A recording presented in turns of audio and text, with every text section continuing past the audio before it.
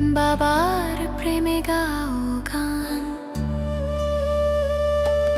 জ্ঞান রত্ন নাও তুলে, দুঃখ সব যাও ভুলে, এসো করি মন্থন, ছিড়বে মায়ার বন্ধন। ওম শান্তি। প্রিয় রুহানি ভাই বোনেরা, আজ ২১ এপ্রিল ২০২৬-এর মধুর মুরলী মন্থনে আপনাদের অনেক অনেক স্বাগত। ওম শান্তি। আজ বাবা আমাদের অন্তরের তৃষ্ণা মিটিয়েছেন। একদম, মানে প্রতিদিনের মতো আজও বাবার মহাবাক্যগুলো একেবারে সোজা মর্মে গিয়ে আঘাত করেছে। বিশেষ করে আজ যখন আমরা একদম শুরুতে সার অংশটা পড়ছিলাম। এটা তো শুধু একটা লাইন নয়, এটা বাবার চূড়ান্ত সত্য বচন। মিষ্টি বাচ্চারা, জ্ঞানসাগর বাবা এসেছেন বাচ্চারা তোমাদের সম্মুখে জ্ঞান ডান্স করতে। হ্যাঁ, জ্ঞানের ড্যান্স বা ড্যান্স অফ নলেজ, এই শব্দগুলোর মধ্যে মানে কি অদ্ভুত একটা উচ্ছ্বাস লুকিয়ে আছে। বাবা কিন্তু কোনো সাধারণ শিক্ষকের মতো শুধু পাঠ্যক্রম শেষ করতে আসেন না। বাবা তো স্বয়ং জ্ঞানসাগর। ঠিক, জ্ঞানসাগর। কিন্তু এখানেই তো সবচেয়ে বড় প্রশ্নটা আসে। বাবা তো সবার জন্যই সাগর, তাই না? কিন্তু উনি কেন বলছেন যে সামনে যদি যোগ্য বা সার্ভিসেবল বাচ্চারা বসে থাকে তবেই তার এই জ্ঞানের ডান্স আরও চমৎকার হয়? পাত্র পরিষ্কার না হলে সাগরের জল ধারণ করা অসম্ভব। হ্যাঁ, মানে এই পাত্র পরিষ্কার হওয়ার ব্যাপারটা একটু গভীরে ভাবলে বেশ চিন্তায় ফেলার মতো। ধরুন মন আজ সারাদিনের কোনো লৌকিক কাজের চাপে বিক্ষিপ্ত হয়ে আছে, তাহলে কি এই জ্ঞানের ডান্স আমাদের জন্য পুরোপুরি বন্ধ হয়ে গেল? আত্মিক স্থিতি জ্ঞানকে আকর্ষণ করে। একদম। একটা খুব সাধারণ লৌকিক উদাহরণ দিলে ব্যাপারটা আরও স্পষ্ট হয়। ধরুন একজন খুব দক্ষ ধ্রুপদী নৃত্যশিল্পী মঞ্চে পারফর্ম করছেন। এখন দর্শক আসনে যদি এমন মানুষ থাকেন যারা নাচের মুদ্রাই বোঝেন না, নিজেদের মধ্যে গল্প করছেন, তখন কি হবে? শিল্পী তখন নিজের ভেতরের সবটুকু উজাড় করে দিতে পারেন না। ঠিক তাই। শিল্পী হয়তো সাধারণ কিছু ছন্ন দেখিয়েই নেমে যাবেন, কিন্তু সামনে যদি সমজদার দর্শক থাকে যারা প্রতিটি পদক্ষেপের সূক্ষ্মতা ধরতে পারে, তখন সেই শিল্পীর উৎসাহ বহুগুণ বেড়ে যায়। বাবার ক্ষেত্রেও ঠিক এটাই ঘটে। আমরা যখন সম্পূর্ণ খালি আর একাগ্র বুদ্ধি নিয়ে বসি, তখন বাবার ভেতরের গভীরতম রহস্যগুলো আপনা থেকেই বেরিয়ে আসে। হ্যাঁ, আরে খালি হওয়া মানেই তো জাগতিক চিন্তা থেকে মুক্ত হওয়া। বাবা কিন্তু কোনো বাঁশের বাঁশি বাজাতে আসেননি, তিনি এসেছেন রাজযোগ শেখাতে। আর বর্তমান সময়ের প্রাসঙ্গিকতা তো অনেক বেশি। চারপাশের দুনিয়া এখন অনেক বেশি বিক্ষিপ্ত। ঠিক, চারদিকে এত তথ্যের ছড়াছড়ি। ব্রহ্মজীবনের খুব সূক্ষ্ম একটা উদাহরণ দিই। ধরুন আমরা মুরলি ক্লাসে বসে আছি, শরীরটা সেখানে আছে, কিন্তু বুদ্ধিটা হয়তো চলে গেছে অফিসের কোনো মিটিংয়ের চিন্তায়। এই অবহেলা আত্মার অনেক বড় ক্ষতি করে দেয়। চরম ক্ষতি, কারণ তখন শুধু শব্দগুলোই শোনা যায়, কিন্তু সেই শব্দের পেছনে যে অনুভূতি, যে আধ্যাত্মিক প্রাপ্তি, সেটা থেকে পুরোপুরি বঞ্চিত হতে হয়। আত্মিক স্থিতি ছাড়া বাবার ওই গভীর রহস্যগুলো তো উন্মোচিতই হবে না। বাবা আজ প্রশ্নটাও কত গভীর করেছেন। হ্যাঁ, আজকের প্রশ্নটা তো একেবারে আমাদের দৈনন্দিন রুটিনের সাথে যুক্ত। বাচ্চারা সংগ্রাম যুগে তোমরা নিজেদের মধ্যে কোন হবি অভ্যাস তৈরি করো? আর বাবার উত্তরটাও একদম পরিষ্কার। আমাদের একমাত্র হবি বা শখ হওয়া উচিত যোগযুক্ত থাকার আর দিব্য অলৌকিক কর্ম করার। সবাইকে এই সত্য কথা, মানে সত্যনারায়ণের কথা শোনাতে হবে। হবি মানে যা করতে মন চায়, জোর করে নয়। হ্যাঁ, ঠিক পয়েন্টটা উঠে এসছে। কিন্তু জাগতিক দিক থেকে দেখলে এটা মেনে নেওয়া বেশ কঠিন। প্র্যাকটিক্যালি ভাবুন, সারা দিনের ক্লান্তির পর সোফায় বসে ফোন ঘাঁটতে তো কোনো এনার্জি লাগে না, তাই না? ওটা জিরো এফর্টে হয়ে যায়। কিন্তু মনকে স্থির করে বসাটা কঠিন মনে হয়। একদম। যে কাজটা করতে এতটা মানসিক শক্তি লাগে, সেটাকে হবি বানানো যাবে কি করে? হবি তো সেটাই যেটা করতে পরিশ্রম লাগে না। এখানেই আসলে ওই যুক্তি বা পদ্ধতিটা কাজে লাগাতে হবে। জ্ঞান আর প্রাপ্তির হিসাব। হ্যাঁ, ধরুন জানা আছে যে পকেটে একটা লটারির টিকিট আছে, যেটা নিশ্চিতভাবে পুরস্কার পাবে। তখন কি নম্বর মেলাতে কোনো ক্লান্তি আসে? আসে না, কারণ পেছনে বিশাল একটা প্রাপ্তি লুকিয়ে আছে। আমাদের আধ্যাত্মিক হবিটাও ঠিক এভাবেই তৈরি করতে হবে। যখন ভেতর থেকে পরিষ্কার হয়ে যায়, এই পুরনো দুনিয়ার আর কিছুই অবশিষ্ট নেই। ঠিক, তখন বাইরের জগৎ থেকে একটা স্বতঃস্ফূর্ত বৈরাগ্য আসতে থাকে। আর এই বৈরাগ্য থাকলেই সত্যিকারের যোগযুক্ত থাকার হবি তৈরি হতে পারে। কিন্তু যদি এই হবি তৈরি না হয়, তাহলে পরিণতি কি হতে পারে? মায়ার তুফান ভালো ভালো বাচ্চাদেরও নিচে ফেলে দেয়। এই সতর্কতাটা ভীষণ জরুরি। অবহেলা করলে পতন কেউ ঠেকাতে পারবে না। ব্রাহ্মণ জীবনে হয়তো অনেক বড় বড় সেবা হচ্ছে, খুব সুন্দর জ্ঞান শোনানো হচ্ছে, কিন্তু ভেতরে যদি যোগযুক্ত থাকার হবিটা না থাকে, তাহলে একটুখানি প্রশংসায় বা অপমানেই তো ভেঙে পড়তে হবে। দেহ অভিমান খুব সূক্ষ্মভাবে কাজ করে। একদম। তখন জাগতিক শখগুলো আবার মাথাচাড়া দেয়। তখন যোগে বসলেও মন এদিক ওদিক ঘুরতে থাকে। যেমন ভক্তি মার্গে হয় আর কি। মানুষ চোখ বন্ধ করে আছে, কিন্তু মন চলে গেছে সংসারের কোনো ঝগড়ায়। দৈনন্দিন জীবনেও ধরুন, রাস্তায় ট্রাফিকে আটকে থাকা অবস্থায় কেউ খারাপভাবে গাড়ি চালিয়ে সামনে চলে এলো। জাগতিক অভ্যাস হলো রেগে যাওয়া। হ্যাঁ, আর আধ্যাত্মিক হবি থাকলে ঠিক সেই মুহূর্তে শান্ত থেকে তাকে একটা আত্মা হিসাবে দেখা যাবে। এই শখ তৈরি করা ছাড়া আমাদের ব্রাহ্মণ জীবনে আর তো কোনো রক্ষা কবচ নেই। বাবা যখন এই ৩ ভাগ সুখ আর ক্ষীর সাগরের ব্যাপারে বলেন, তখন বোঝা যায় উনি আমাদের কত স্নেহ করেন। মানে আধ্যাত্মিক হবি তৈরি করার জন্য যে প্রবল ইচ্ছাশক্তি দরকার, সেটা তো আসে এই অসীম প্রাপ্তির হিসাব থেকেই। আর এই ৩ ভাগ সুখী বা 3 পার্টস হ্যাপিনেস কনসেপ্টটা, এটা তো পুরো ড্রামার দৃষ্টিভঙ্গিটাই বদলে দেয়। সাধারণ দুনিয়ার মানুষ তো ভাবে সুখ আর দুঃখ অর্ধেক অর্ধেক। ঠিক। কিন্তু বাবা আজ পরিষ্কার করে দিলেন যে না, চক্রের অর্ধেক সুখ আর অর্ধেক দুঃখ নয়। আমরা ২১ জন্ম ধরে সবচেয়ে উঁচু পদ পাই। আর এই পুরো চক্রের ৩/৪ সময়, মানে প্রায় ৬৩ জন্ম আমরা মূলত সুখেই থাকি।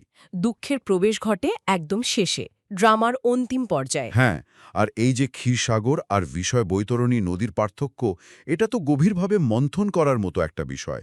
সত্যযুগ বা গোল্ডেন এজ হল ক্ষীরসাগর বা ওশেন অফ মিল্ক।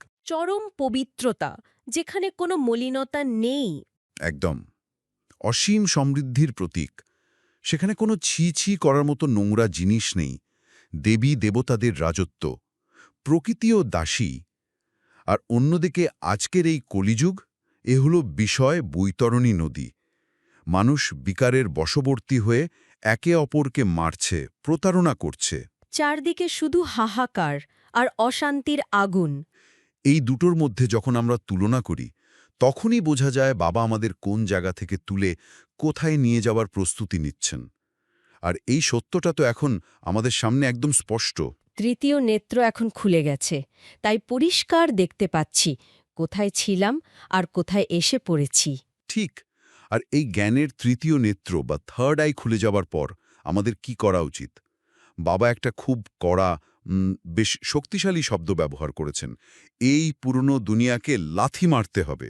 এর মানে তো এই নয় যে আমরা সমাজ বা দায়িত্ব থেকে পালিয়ে যাব। একদমই না। আমাদের তো এই সমাজেই থাকতে হবে, লৌকিক কর্ম করতে হবে। তাহলে এই লাথি মারার আসল অর্থ কি?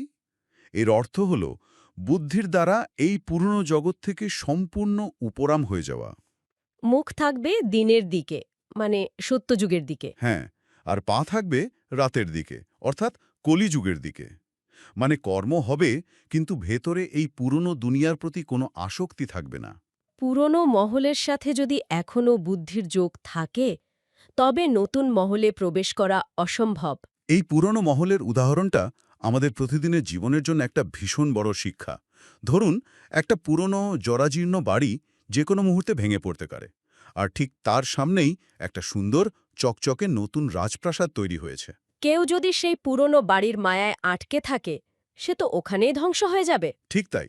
পুরনো স্মৃতি আঁকড়ে ধরে থাকলে নতুন প্রাসাদের আনন্দ তো সে কখনোই পাবে না। আমাদের ভেতরের এই পুরনো স্বভাব সংস্কারগুলো, পুরনো কোনো রাগ, অভিমান, এগুলোই হলো সেই পুরনো মহল। অসীম জগতের জ্ঞানকে বুদ্ধিতে ধারণ করতে হবে, আটকে পড়ে থাকলে চলবে না। হ্যাঁ, ব্রাহ্মণ জীবনেও তো এমন হয়। জ্ঞানপথে চলা হচ্ছে ঠিকই, কিন্তু মনের কোনো একটা কোণায় পুরনো কোনো অপমান বা ক্ষোভ সযত্নে পুষে রাখা হয়েছে। এই অবহেলার পরিণতি খুব ভয়াবহ। বুদ্ধিকে পুরোপুরি নতুন দুনিয়ার দিকে না ঘোরালে অসীম জগতের বাবার থেকে অসীম উত্তরাধিকার পুরোপুরি পাওয়া যাবে না। প্রাপ্তি অসম্পূর্ণ থেকে যাবে, এটাই সত্য। এই অসীম উত্তরাধিকারই আমাদের লক্ষ্য। মিষ্টি মিষ্টি হারানিধি, বাচ্চাদের প্রতি মাতা পিতা, বাপদাদার স্মরণের স্নেহসুমন আর সুপ্রভাত। বাবার এই ভালোবাসার শক্তি নিয়েই চলুন ধারণার দিকে এগোই। বাবা আজ আমাদের খুব গভীর বিধি শিখিয়েছেন। ধারণার জন্য মুখ্য সার হিসেবে বাবা যে দুটি দিকের প্রতি আমাদের দৃষ্টি আকর্ষণ করেছেন তা শুনলে মনে হতে পারে খুব সাধারণ, কিন্তু এর ভেতরেই আমাদের দৈনন্দিন জীবনের জটিলতাগুলো থেকে মুক্ত হওয়ার আসল চাবিকাঠি লুকিয়ে আছে। আচ্ছা, পয়েন্ট দুটো আসলে কি? প্রথম পয়েন্টে বাবা বলছেন এই পুরানো দেহ আর দুনিয়াকে বুদ্ধির দ্বারা ভুলে গিয়ে বাবাকে আর পরমধামকে স্মরণ করতে হবে, আর সর্বদাই খুশিতে থাকতে হবে যে আমাদের সুখের দিন চলে এলো। আর দ্বিতীয় পয়েন্টটা? দ্বিতীয় পয়েন্টে বলা হয়েছে নলেজফুল বাবার থেকে পাওয়া জ্ঞান চিন্তন করে বুদ্ধিকে ভরপুর রাখতে হবে, যাতে দেহ অভিমানে এসে কোনো অপ্রীতিকর পরিস্থিতির সম্মুখীন হতে না হয়। এটি হল নিখুঁত বাবাজ শ্রীমত। একটু থামাই এখানে। এই যে বলা হলো পুরানো দেহ এবং দুনিয়াকে বুদ্ধির দ্বারা ভুলে যাওয়া, প্র্যাকটিক্যাল দুনিয়ায় এটা তো শুনতে অনেকটা বাস্তব থেকে পালানোর মতো মনে হয়। কেউ যদি দুনিয়া ভুলেই যায় তাহলে তো কাজের জায়গায় বা অফিসে চরম ব্যর্থতা আসবে। হ্যাঁ, অনেকেই এটা ভাবতে পারেন। পরিবারের মানুষেরা ভাববে মানুষটা পাথর বা অনুভূতিহীন হয়ে গেছে। এই ভুলে যাওয়ার আসল মেকানিজমটা ঠিক কি? এটা তো নিশ্চয়ই স্মৃতিভ্রংশ হওয়ার কথা নয়, তাই না? একদমই না। আসলে বাস্তব থেকে পালানো আর বাস্তবের প্রতি নির্লিপ্ত হওয়ার মধ্যে একটা খুব সূক্ষ্ম মনস্তাত্ত্বিক পার্থক্য আছে। দুনিয়া ভুলে যাওয়ার অর্থ এই নয় যে ধরুন দায়িত্বগুলো ছেড়ে দিয়ে নিষ্ক্রিয় হয়ে যেতে হবে। তাহলে এর আসল মানেটা কি দাঁড়াচ্ছে? এর অর্থ হল এই পুরনো জগতের সাথে আমাদের যে ইমোশনাল বা আবেগের অ্যাটাচমেন্ট, সেটাকে বুদ্ধি স্তর থেকে আনপ্লাগ করা। ধরুন যখন কোনো ভিডিও গেম খেলা হয় তখন খেলোয়াড় তো জানে যে গেমের ভেতরে চরিত্রটা আঘাত পেলে বা মারা গেলে আসল মানুষের কিছু হয় না। ঠিক বলছি তো? হ্যাঁ, হ্যাঁ, খুব সুন্দর উদাহরণ। ঠিক কেমনি এই দুনিয়ার বিশাল স্টেজ, এই পুরনো দেহ যার সাথে আমাদের ইগো, সম্মান, অপমান বা পদের অহংকার জড়িয়ে আছে, সেগুলো সব ক্ষণস্থায়ী। বাবা বলছেন এই ক্ষণস্থায়ী পরিচয় থেকে নিজেকে ডিসকানেক্ট করতে, কারণ যতক্ষণ ওই ক্ষণস্থায়ী পরিচয়ের সাথে আমরা যুক্ত থাকি ততক্ষণ আঘাত পাওয়ার সম্ভাবনা থেকেই যায়। ও আচ্ছা, তার মানে এটা হলো সেই কম্পিউটারের অপারেটিং সিস্টেম বদলে ফেলার মতো ব্যাপার। এতদিন আমরা দেহ অভিমান বা বডি কনসিয়াসনেসের অপারেটিং সিস্টেমে চলছিলাম। একদম তাই। আর সেই পুরনো সিস্টেমে চারপাশের মানুষের কথায় বা একটু সমালোচনাতেই এরর মেসেজ দেখায়, রাগের ভাইরাস অ্যাটাক করে। এখন আমরা সোল কনসিয়াসনেসের নতুন সফটওয়্যার ইনস্টল করছি। কিন্তু একটা বিষয় একটু পরিষ্কার হওয়া দরকার।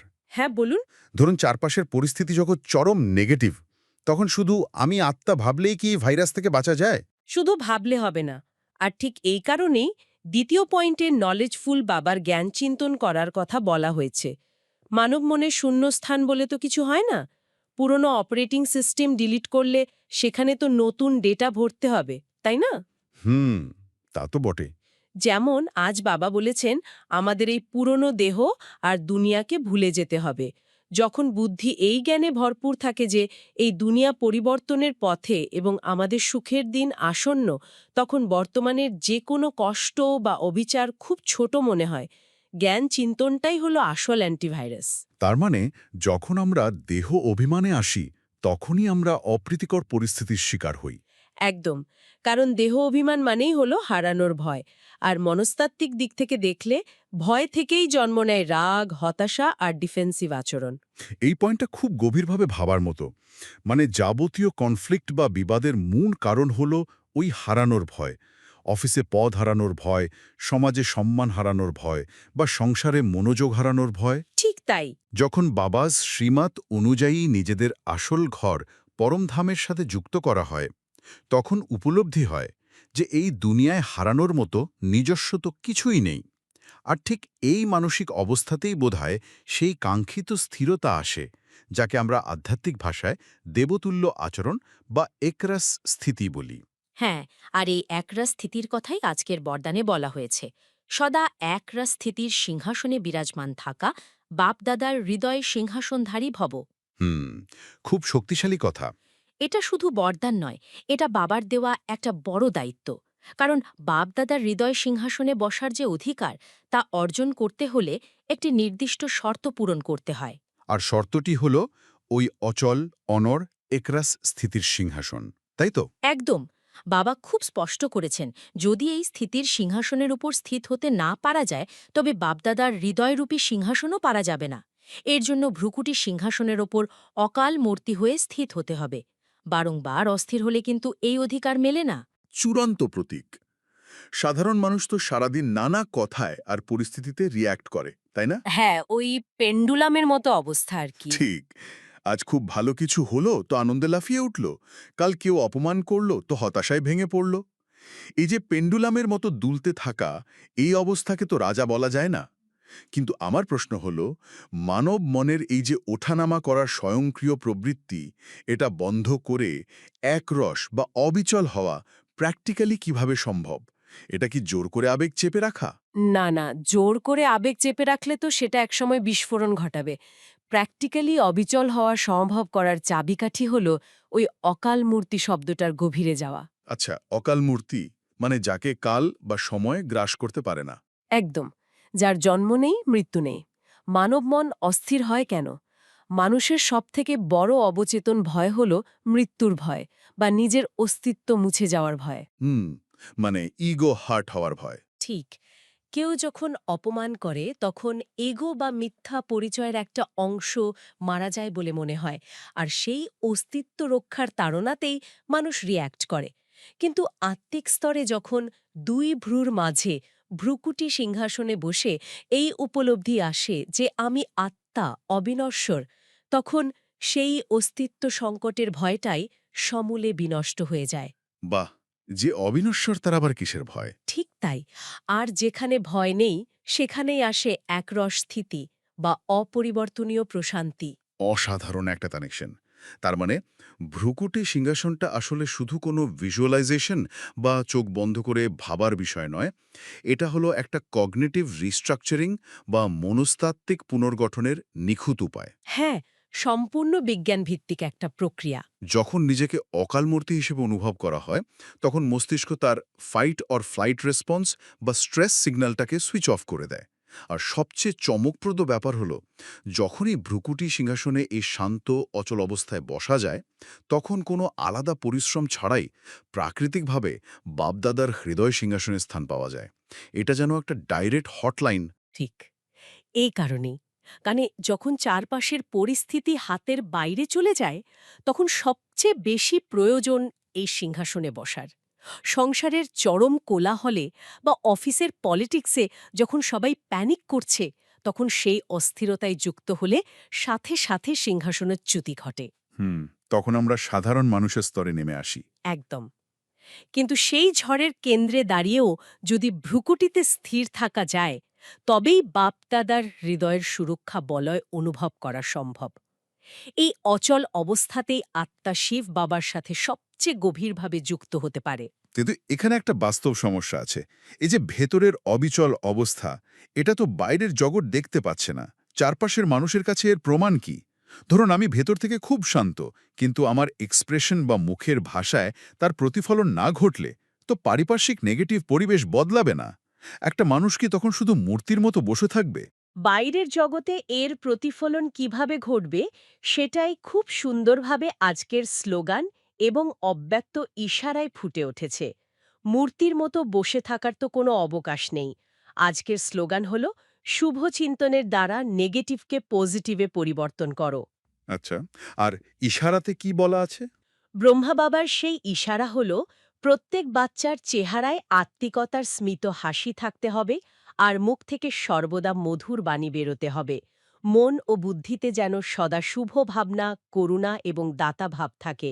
এটাই হল বাইরের জগতে ফলো ফাদার করার সবচেয়ে বড় প্রমাণ। এই দাতাভাব বা বেস্টোয়াজ অ্যাটিটিউড নিয়ে একটু চ্যালেঞ্জ করতে চাই। যখন কেউ আমাদের দিকে নেগেটিভিটি ছুড়ে দিচ্ছে, তখন সাধারণ প্রবৃত্তি হলো সেটাকে ব্লক করা বা পাল্টা আঘাত করা। একটা অন্ধকার ঘরে তো আলো এমনি এমনি আসে না, তাই না? হ্যাঁ, তা তো বটেই। যদি চারপাশের পরিস্থিতি এতটাই অন্ধকার বা নেগেটিভ হয় যে নিজের পজিটিভিটি ধরে রাখাই মুশকিল, সেখানে অন্যকে শুভ ভাবনা বা দাতাভাব দেখানো কিভাবে সম্ভব? এখানে কি সেই আয়নার উদাহরণটা খাটে? আয়নার উদাহরণটা এখানে একদম নিখুঁতভাবে খাটে। ধরুন একটা ঘুটঘুটে অন্ধকার ঘর। সেখানে একটা আয়না রাখা আছে। আয়না কি নিজে আলো তৈরি করতে পারে? না, পারে না। আয়না কি অন্ধকারের সাথে লড়াই করে? তাও করে না। সে শুধু নিজের জায়গায় স্থির থাকে, কিন্তু যখনই তার ওপর কোনো আলোর উৎস থেকে আলো পড়ে, সে সেই আলোকে প্রতিফলিত করে পুরো ঘরটাকে আলোকিত করে তোলে। আমাদের আত্মাও হল সেই আয়না। অপেক্ষা করুন, এখানেই তো আসল প্রশ্নটা লুকিয়ে আছে। যদি অন্ধকার এতটাই ঘন হয় আর আয়নার নিজস্ব কোনো আলো না থাকে, তবে সেই আয়না কি কেবল একটা অসহায় কাঁচের টুকরো নয়?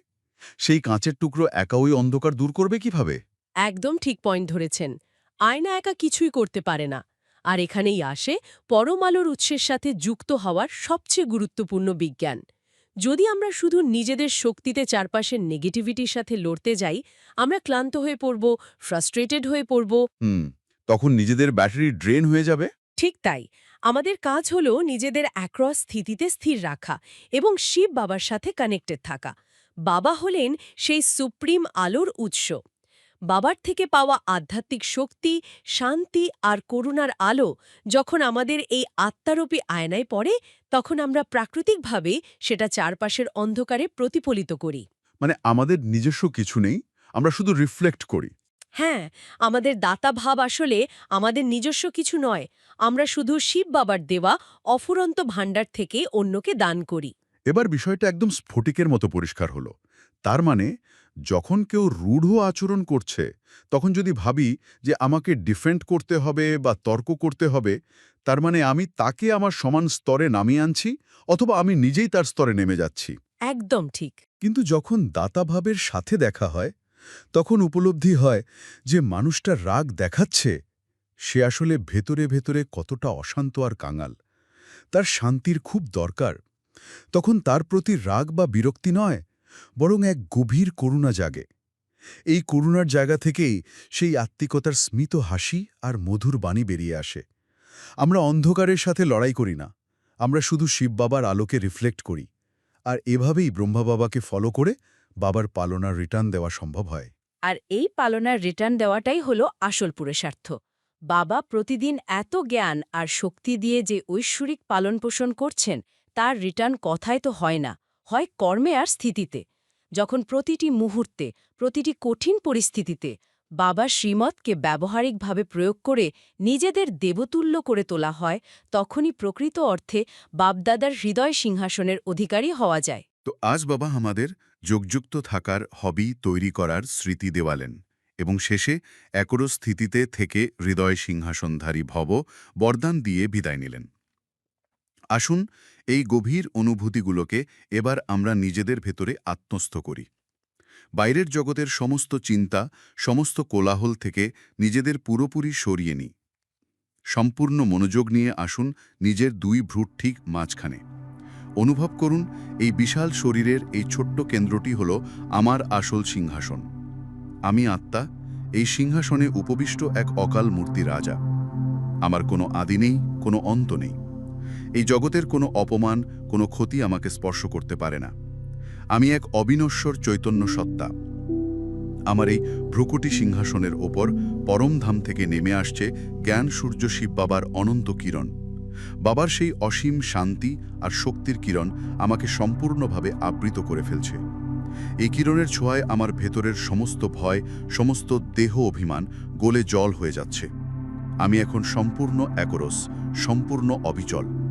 বাইরে যাই ঘটুক না কেন, আমার এই শান্ত স্থিতিকে কেউ টলাতে পারবে না। এই অচল অবস্থাতে আমি অনুভব করছি বাপদাদার সেই বিশাল স্নেহে পরিপূর্ণ হৃদয়কে। আমি একটি ছোট্ট বিন্দুরূপী আত্মা। আমার ভ্রুকুটি সিংহাসনে বসে বসেই স্থান পেয়ে গেছি বাপদাদার সেই পরম সুরক্ষিত হৃদয় সিংহাসনে। এখানে কেবলই নিস্তব্ধতা, কেবলই নিঃশর্ত ভালোবাসা। আমি সম্পূর্ণ সুরক্ষিত, আমি বাবার। একেবারে গভীর এক প্রশান্তি। আসুন বাবার সামনে প্রতিজ্ঞা করি, আমি এক রস স্থিতিতে থাকা বাপ দাদার হৃদয় সিংহাসনধারী আত্মা। কমেন্টে লিখুন হৃদয় সিংহাসনধারী। ওম শান্তি। ওম শান্তি।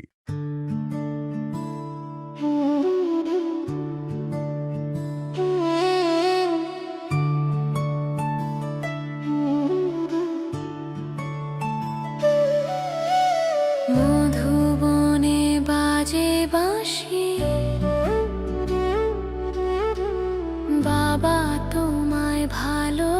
হাসি মুরলি শুনে জুড়ায় প্রাণ বাবার প্রেমে গাও গান জ্ঞান রত্ন নাও তুলে দুঃখ সব যাও ভুলে এসো করি মন্থন ছিড়বে মায়ার বন্ধন